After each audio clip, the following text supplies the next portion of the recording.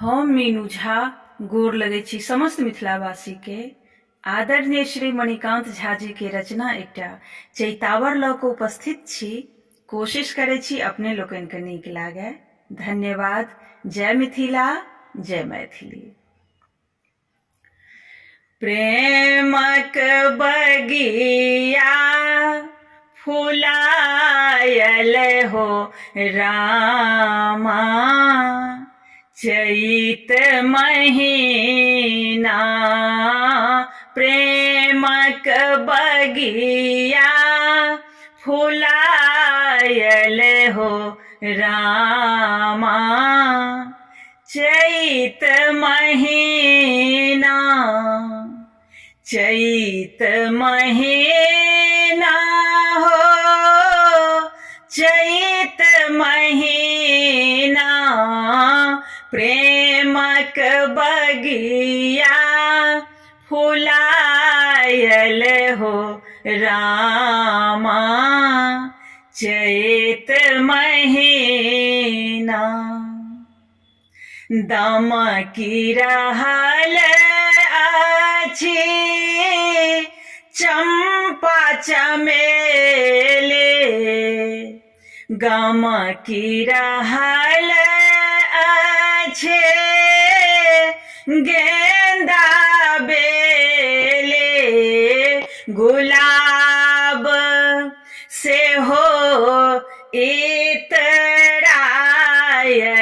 हो रामा, चैत महीना प्रेमक बगिया फुलायल हो रामा, चैत महीना। हृदय कमल दल पंख पसारल, भंवरा के ओ पंथ निहारल, हृदय कमल दल पंख पसारल, भंवरा के ओ पंथ निहारल, बेहुसल मन कोमलायल हो रामा, चैत महीना प्रेमक बगिया फुलायल हो रामा, चैत महीना।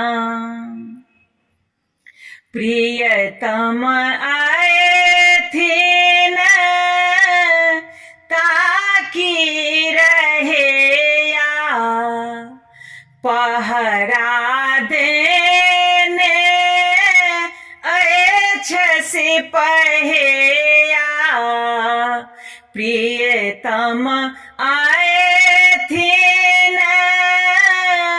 ताकी रहेया, पहरा देने अछि सिपहिया, मणिकांत गीत सुनायल हो रामा, चैत महीना प्रेमक बगिया फुलायल हो रामा, चैत महीना प्रेमक बगिया फुलायल हो रामा, चैत